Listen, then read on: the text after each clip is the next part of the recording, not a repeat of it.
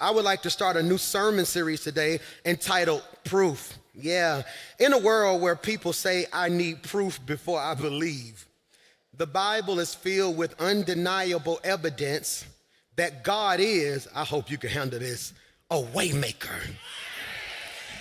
The Bible is filled with undeniable evidence that God is a deliverer. Oh, the Bible is filled with undeniable evidence that God is still, this is for 7 people in the back and in the chat, a promise keeper. Am I preaching to anybody in here? Some of us are standing here today, I feel a little preachy today, because God has gave us proof. What proof, PMJ? That he still heals.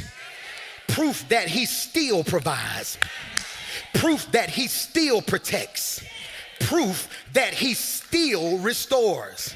In this sermon series, we will walk through, please pray for me, the receipts of God's faithfulness.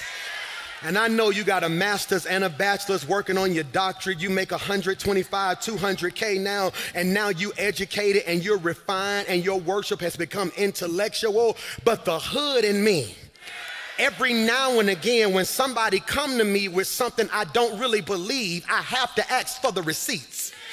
And the reason it's good to come to church and hang around people who have seen God move is because every now and then when your faith get low, I need to see a receipt. And I came to speak to 7 people at the last service of the day and tell you I got the receipt that if everybody walk out your life, God will not leave you nor forsake you. I got receipts that if nobody supports you, God will make a way out of nowhere. I got receipts when you don't got the money to do none you dreaming, God will still be Jehovah Jireh. And that's why your circle can't understand, because they know what you're going through, but then when they look at you, you don't look like what you're going through because you ain't looking at your problem. You had to check yo. That's why your neighbor better thank God they sat next to the right person, that if they need to see what proof look like, you ought to just bust a 360 and tell them, here I go. The Bible said, can any good thing come from Nazareth? They didn't think nothing special could come from Nazareth, but God had to give you proof that you ain't got to go to the A, you ain't got to go to the Ville. God will bless you right where you are. And that's why my praise, I said I wasn't going to do that today, but I done messed around and read my receipt. Have you ever been to Walmart and you went to Walmart and bought all you needed, and then when you got ready to walk out the door, it's this man standing at the door, and he stopped your buggy, then he asks you for your receipt. He wants to know if what you got in your buggy match what you paid for. And some of y'all keep trying to figure out why God ain't did it yet. God said, I can't do it in February, but I may do it in May, because the devil got you held up because he's checking if you paid for what you believe in God for. That's why you favor like you favored, anointed as you are, covered in the blood. You ought to just jump up and shout, I got the receipt. That can't nobody do me like. Stop. Hear me? So this series, sit down. This series, we will walk through the receipts. Can you put this in your notes? Where my young people at? I like where y'all take notes. Some of y'all be tagging me. Put this in your notes. The receipts of God's faithfulness. That's cold. The receipts of his faithfulness. Now, Pastor Mike, that was very meticulous. My brother and I stayed up for about 2 weeks figuring out the definition of this, because at one point it's the receipts of his miracles. Then one of them was the receipts of his goodness. Then we settled on the receipts of his faithfulness. Because everything he do for me, not a miracle. And everything he do for me don't feel good. But he is faithful. Oh, I gotta get out of here. So the receipts, watch this, because I want you to realize, I hope y'all can handle this. 9 o'clock couldn't take it. Because whenever you need receipts, I'm trying to get you to realize that the receipts you need, or the proof you need for what you're believing God for, is not just found in the Bible. You can also find evidence on your road. Which is why the devil like keeping you antisocial. The devil like keeping you at a place where you think don't nobody care about you, because he don't want you to mess around and see what you about to be. Oh my God, did you hear what I just said? That's why I'm gonna say this, only 3 of y'all gonna catch it. It's only bragging to people who thought you couldn't do it. Oh my God! Michael! It's only bragging to people who thought you couldn't do it. That's why you gotta be careful who you got in your circle, because you just be excited about what God about to do. Then they look at you like, well, why you bragging? I ain't bragging. I just thought you were the person in my life that I could show my receipts. Oh my God.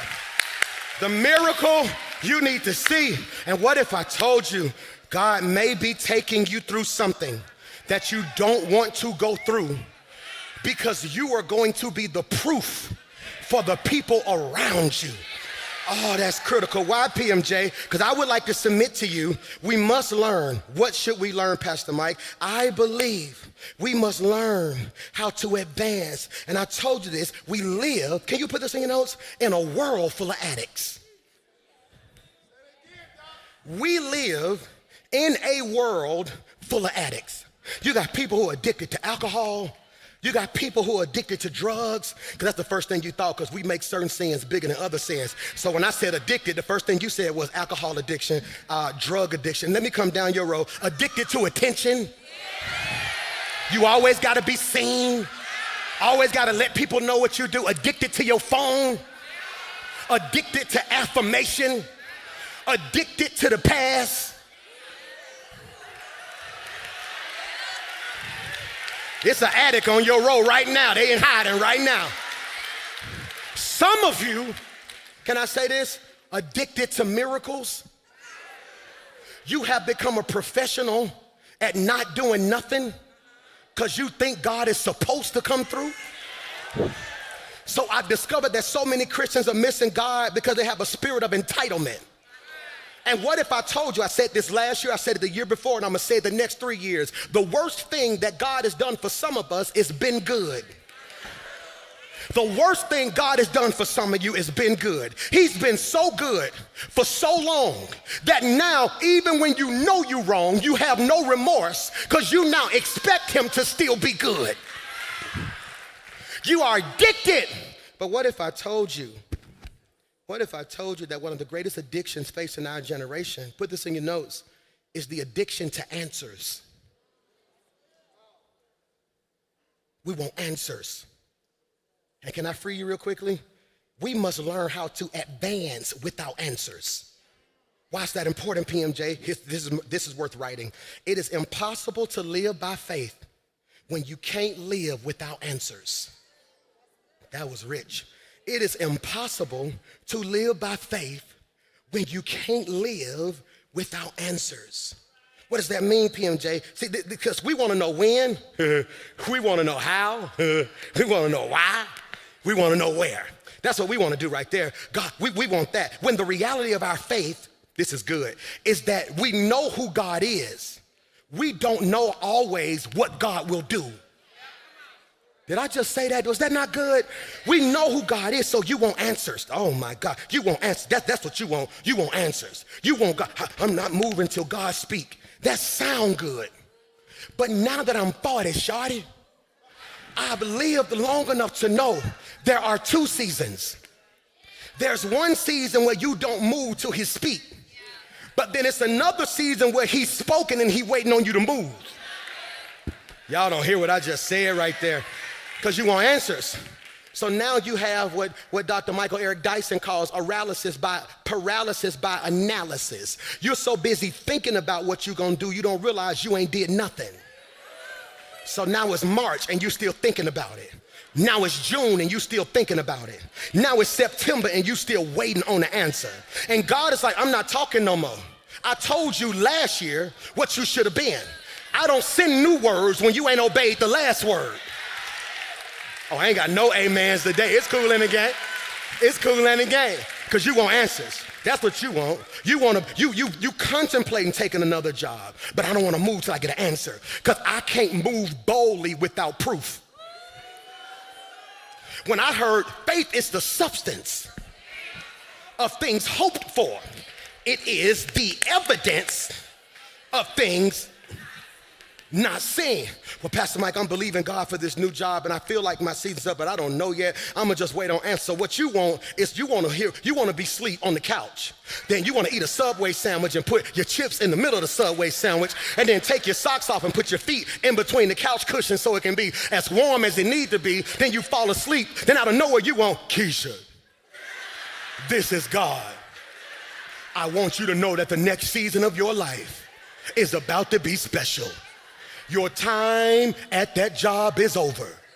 So as of right now, don't even go get your stuff. Walk in the building. Let everybody know where they can go. Walk out the building. By next Tuesday, your phone gonna ring. You're gonna make 300 times what you made on that last job. You'll only have to work one day out the whole year. Full benefits. You'll never struggle, you'll never worry. Thus saith the Lord. Girl, you ain't gonna hear.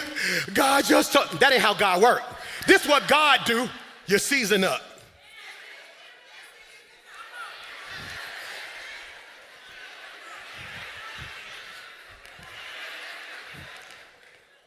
So you're not gonna tell me what's gonna happen?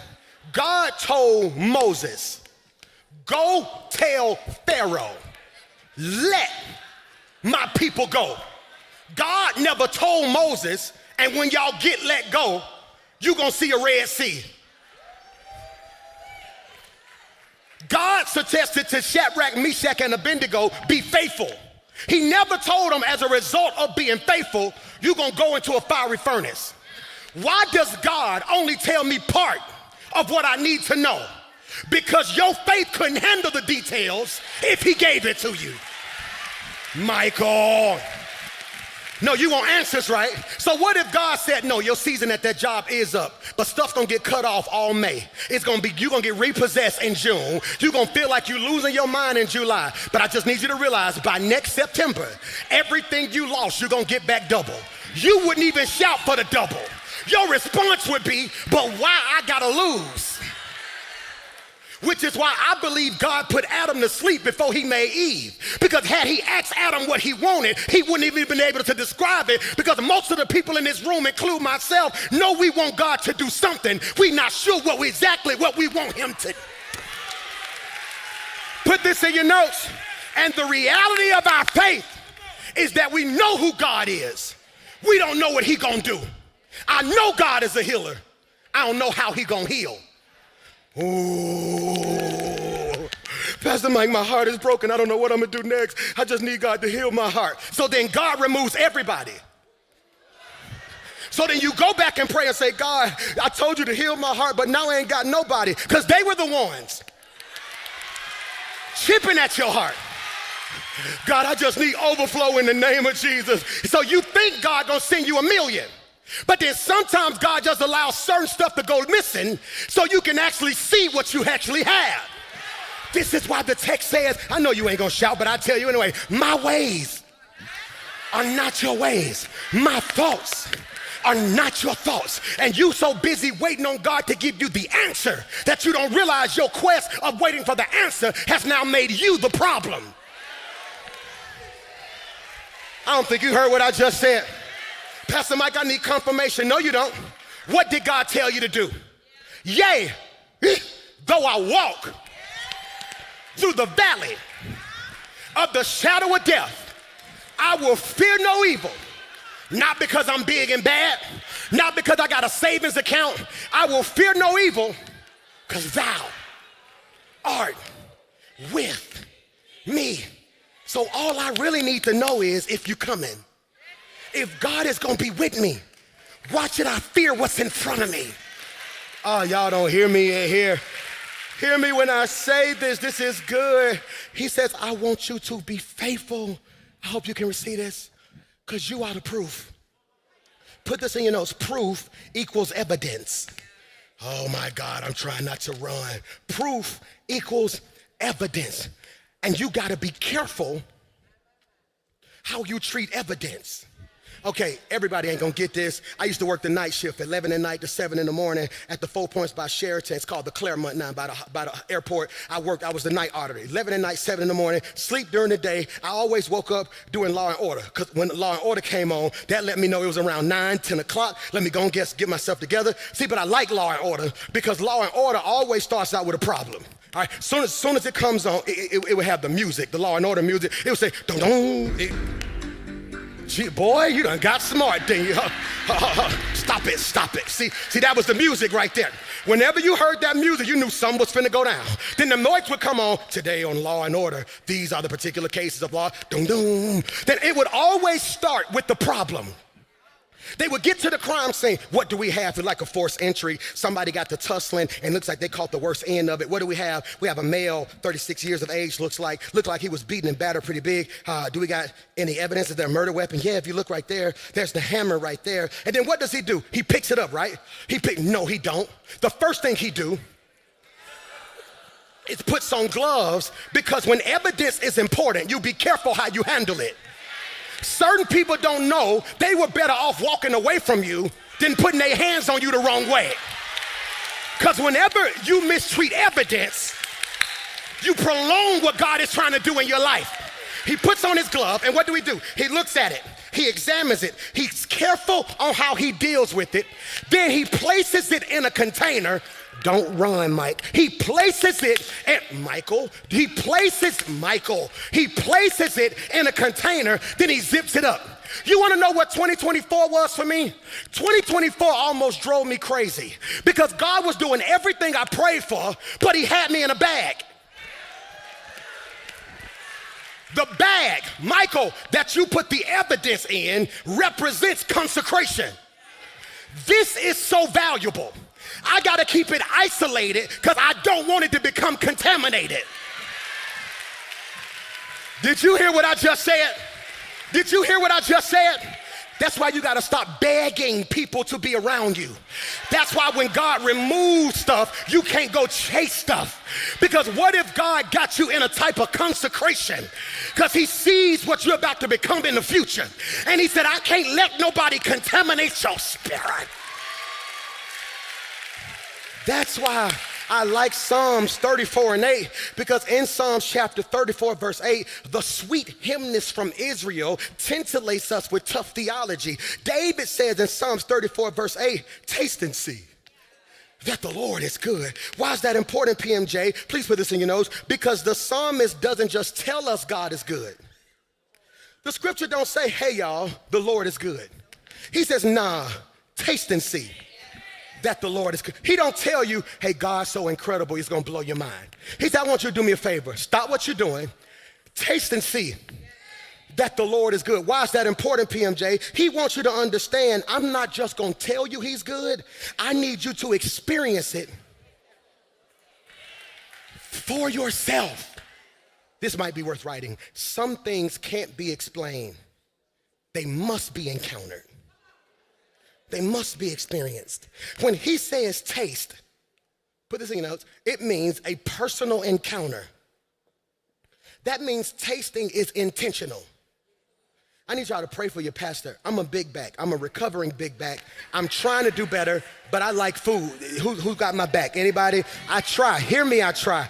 I make healthy stuff bad. I go get a salad, but by the time I put the chicken on it and all the other stuff and the bacon bits and 3 eggs, it's a whole protein salad. Now, I can't help it. I just like food. Don't judge me. God gonna deal with me, okay? But here's the problem I got. I have a friend who's a chef. My friend said, Mike, I got a new dish I'm working on. I need you to try it for me. Taste it for me. Let me know what you think. I get over there, and I'm just smashed. Oh, this is so good. He said, hey, I told you to taste it. I said, I am. He said, you eating it.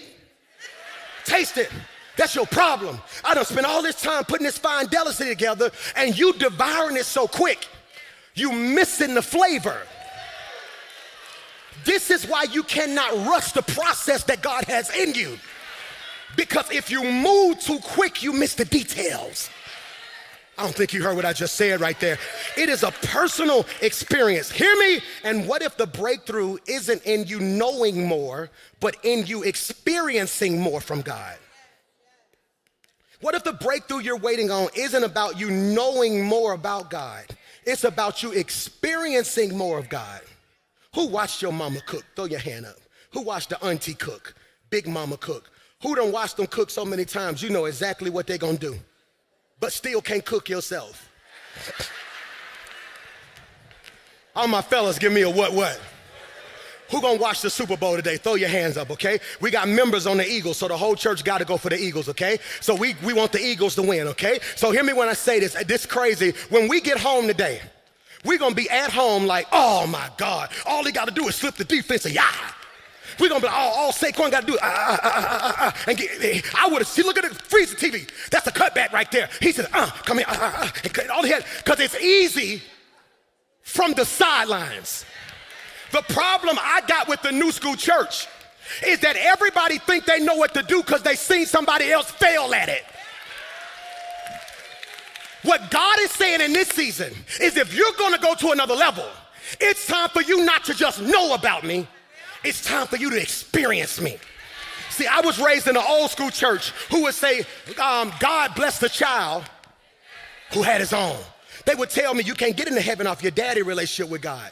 I heard testimony service growing up. That's why I got to put it back in church. We got incredible worship. We got incredible lights, but we got to bring stuff back like testimony service.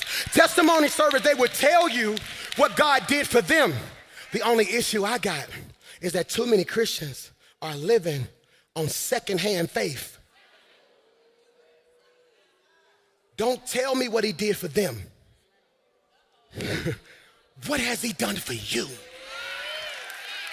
But it's hard for you to have a testimony because you're always running from your test.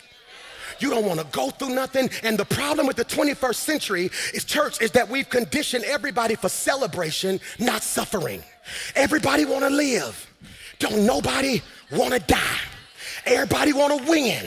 Don't nobody want to lose. Everybody want to be happy. God ain't concerned with your happiness. In order to be happy, something must be happening. That means if nothing's happening, you cannot be happy, which is why happiness and joy ain't the same. Joy ain't contingent on if something's going on.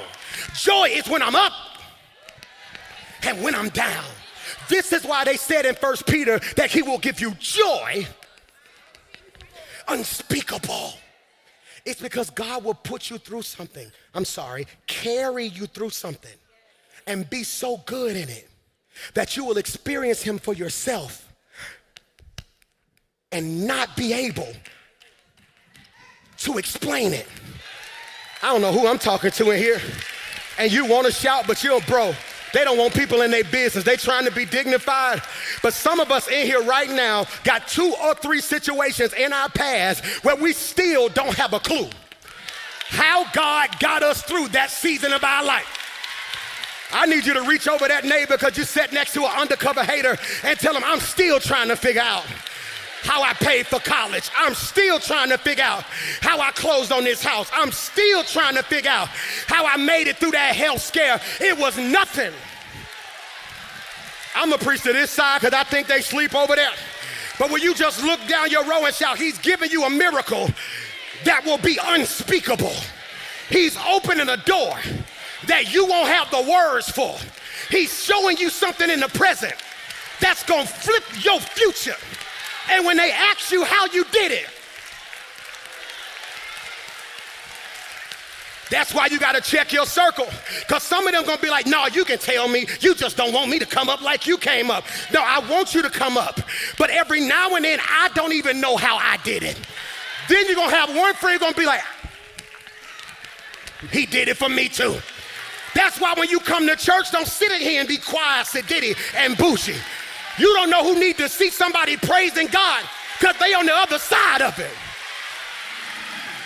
I don't know who I'm preaching to, but I just need one of y'all to bust a 360 and shout, if you need to see what peace look like, if you need to see what favor look like, if you want to see a blended family blessed, if you want to see somebody walk in overflow, touch 5 people like Mystical and tell them, here I go.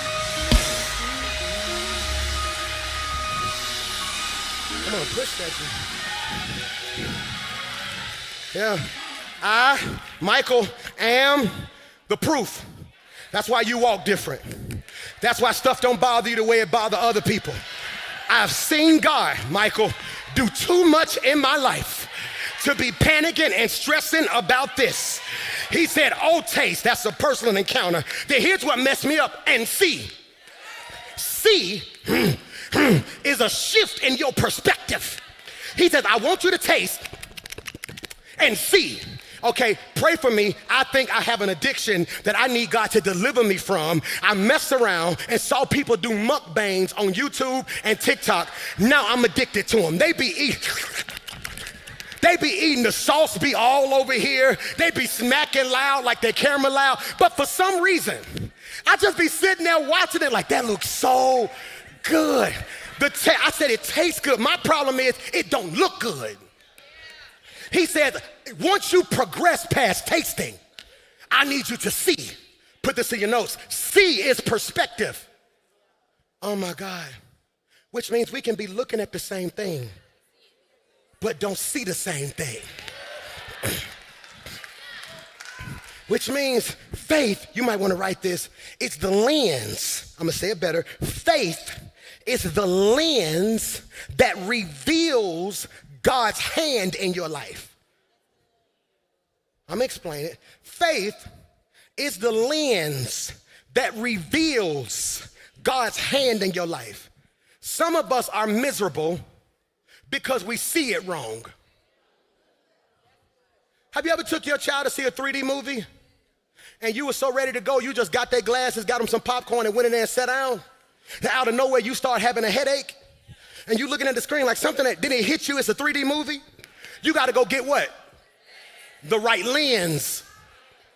Glasses ain't glasses. It's the lens. The glasses ain't special. See, the glasses or the frames is your style. It's the lens that matter.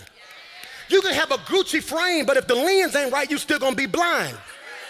Some of y'all are fashionably blind. Michael, it's the lens. Faith is the lens that lets you see. Are y'all listening to me? The hand of God. What does that mean, PMJ? If you put on the lens of faith, you see God. If you put on the lens of foolishness, you see the problem. Which is why when you go through something, be careful who you call, because your circle determines your lens. Okay, I'm gonna see if you catch this. When you found out you needed glasses, back in the day, they sent you to the best company in the world. I'm gonna see if you know. It was called Lens.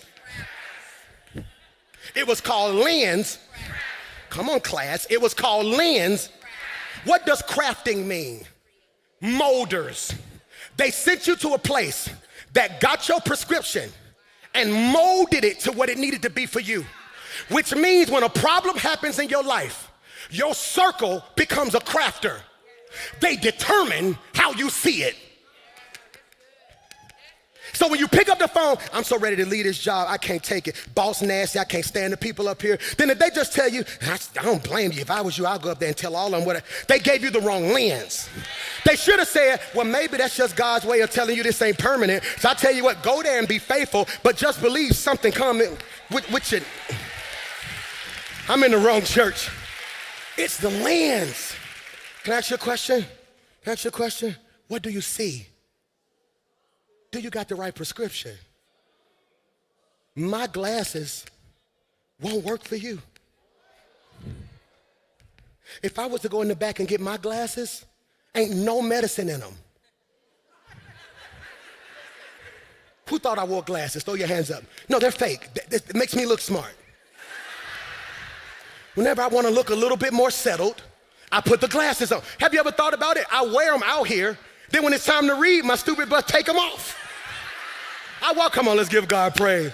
John chapter 5. Ain't no medicine in them. I was hanging with somebody the other day. They was like, hey, ain't nothing in these glasses. I said, no, they fashioned for me. I put on his. He needed them. Some of you are going to miss God because you're trying to wear something because it makes you look a certain way and don't realize it's not benefiting you the way it needs to benefit. Y'all don't like me today. And I'm here to tell you, God's getting ready to give you proof. This is the introduction to the series, Proof. What's the first P? Put this in your notes. P, proof, proof. God provides. God's provision. His provision. Put that in your notes. He is Jehovah Jireh, which means he is the God that provides. Look at Genesis 22:14. So Abraham called to the place, the Lord will provide. He called that place, the Lord will provide. You know the story. He needs a ram in the bush. He's getting ready to kill his son. When he raised the knife, the Lord provided a ram caught not just in a bush. The scripture says in the thicket. That is a thorny bush that is very painful. God calls a ram to get stuck in something that hurt him, but it would bless Abraham. Did you hear what I just said? So he called it Jehovah Jireh. Let me ask you a question. How many times has God came through for you in the last moment? I want you to say this with me if you receive it. Say, if God is Jehovah Jireh then, he's Jehovah Jireh now. I don't think you understand what you just said. So what do we realize? Proof, the P. Each one of these letters is going to mean something that you can apply to your life. When something is going on and you need God to come through, God, I got proof. I know you to be a provider. Go back to the P and throw that on the screen so they can see it. It's a $2 word called provision. Provision. That's a spiritual word. We say words in church, but we don't explain them. Pro means before, vision. So in other words, God says, I had the ram caught in the thicket before he got there.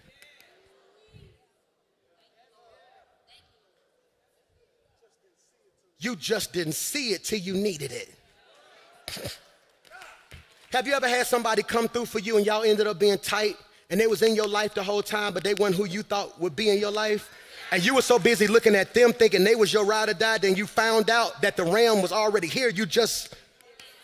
Your perspective was in the wrong place, which is why we spend too much time talking about who left and not enough time celebrating. God proved to be a provider. Watch this, rescue. God will pull you out.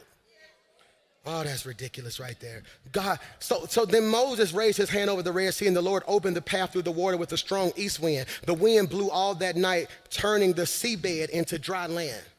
God tells Moses, leave Egypt. He don't tell him the problem he gonna face. So what do we realize? They got water in front of them, stuff behind them, and what happens? He says, I'm going to rescue you. I'm not going to send somebody to do it. I'm going to do it. That's critical. God proved, put this in your notes, to be a deliverer. What is the application to that right there? God will make an impossible a way of escape for you. Here's the declaration I need you to declare over your life. If God parted the Red Sea for Israel, he will part the Red Sea for me. You didn't get excited about that. You didn't get excited about that. Why, Pastor Mike? You didn't get excited about that. You didn't get excited about that because you think he can't part a Red Sea because you're not looking at one.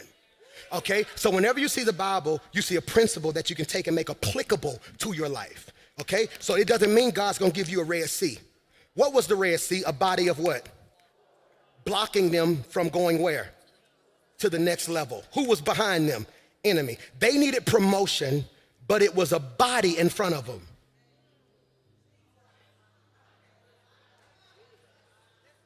So the way the Lord parts Red Seas is that there can be 25 people, everybody saying it's their turn. And then God will make a way for you to move to the front. Did you hear that? He parts Red Seas. That's why I don't care. Don't let nobody convince you not to do something. Well, you probably should, but they already know who they're going to know. They don't know. They may know who they think they want.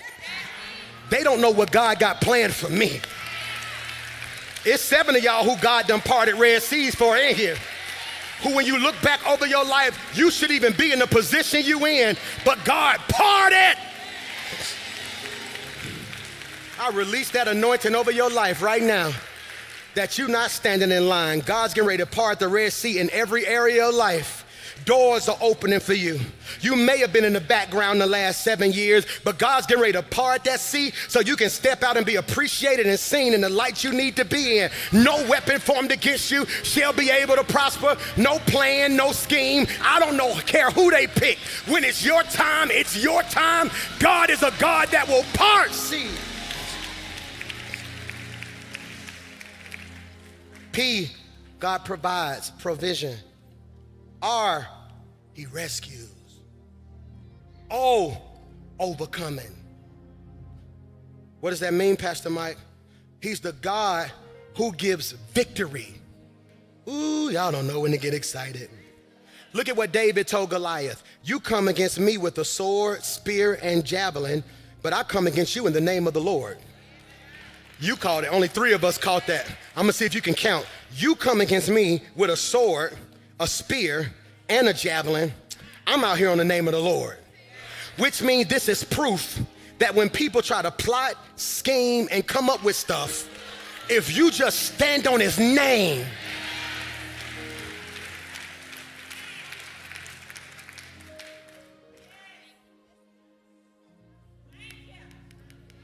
what good would it be for God to bring you out and you lose? You wanna know what I've learned to do more in my 40s? Pray complete prayers. I say stuff like, Lord, cover my boys, keep them healthy, keep them holy, God. Let them come out of this season blessed and walk into the next season. See, I always try to, because you can't exit without entering. See, that sign says exit, but it's false. It's false humility, it's false advertisement. Because when you exit the sanctuary, you have just entered the hall. Then once you exit the hall, you enter the lobby. Once you exit the lobby, you enter outside. Once you exit outside, you enter your car. Once you exit your car, you enter back into outside. Once you exit outside, you enter your house. Because it's impossible to leave something without going to something. And too many of us pray for God to let us leave when we need to say, God, cover my leaving and bless my.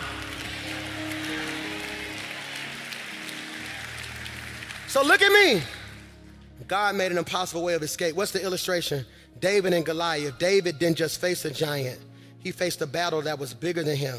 Put this in your notes. God gave him proof. This is real cold. That victory belongs to the faithful. Hear me. I didn't say to the best. I said to the faithful. When God told me to stop putting emphasis on offerings about 12 years ago, everything in our life went down. Everything. We having to pay musicians, they probably didn't even know this, on credit cards. I'm paying church bills on my credit cards. We putting credit cards, pay it off. The Lord said, Mike, I never forget it. He said, if it's my will, it's my bill.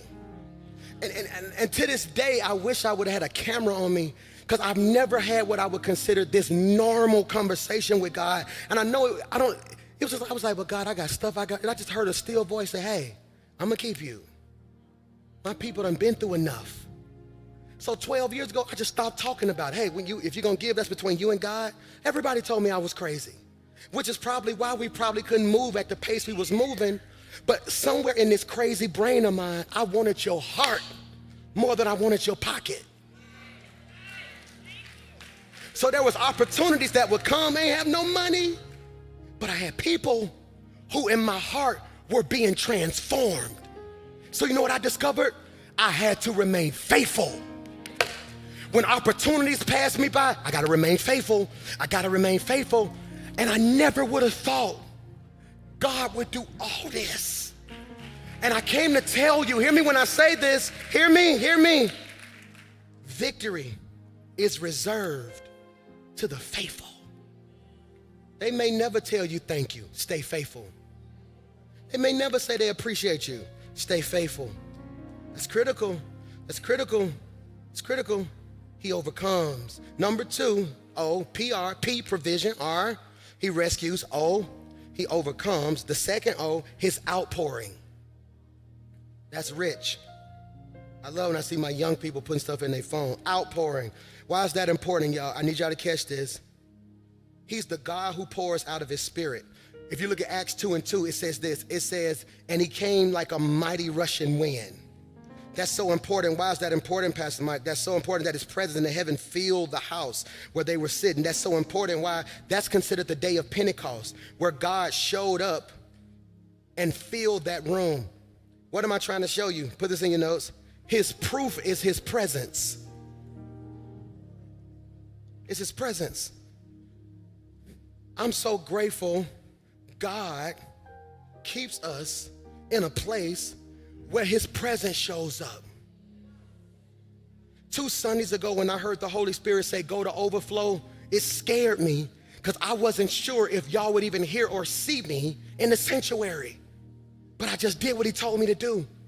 I was willing to let 1,200 people be mad for 300 people in a basement because the Holy Spirit said, my presence.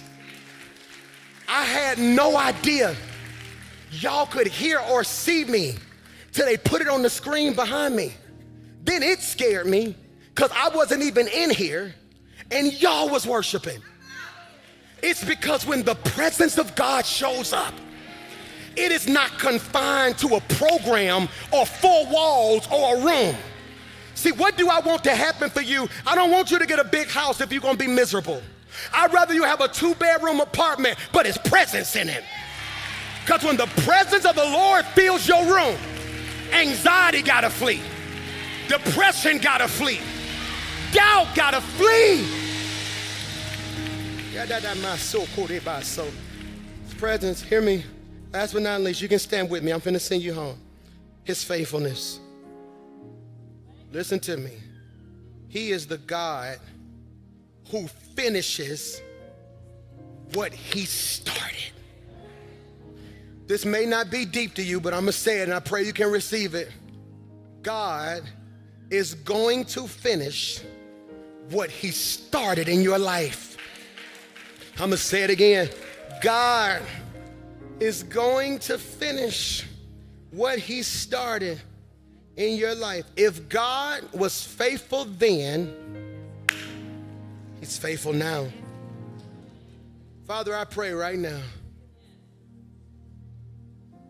that we realize all the proof we need, we already have.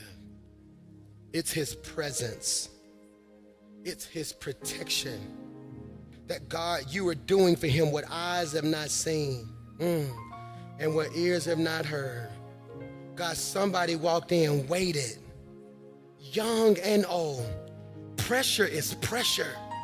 It don't care if you're 16, 26, 56. I speak by faith that today some sort of proof hit their life. That God, you are a provider. God, you rescue and restore. God, I will overcome. God, your outpouring love will fill my heart. And I know without a shadow of a doubt, God, you've been faithful to me. So God, in this moment, we say thank you. I'm proof of what God can do. I'm proof of what God can do. I'm proof of what God can do. I'm proof. Soul. What God can. He does miracles, and I'm proof of what God can do. He still does miracles, and I'm proof of what God can do. There's never been a problem God couldn't solve. And if you ask David, he'll tell you giants fall. I met a woman in the hospital and doctors did all they could do. She's still alive to tell you that he does miracles. And I'm proof of what God can do. He still does miracles, and I'm proof of what God can do. I'm proof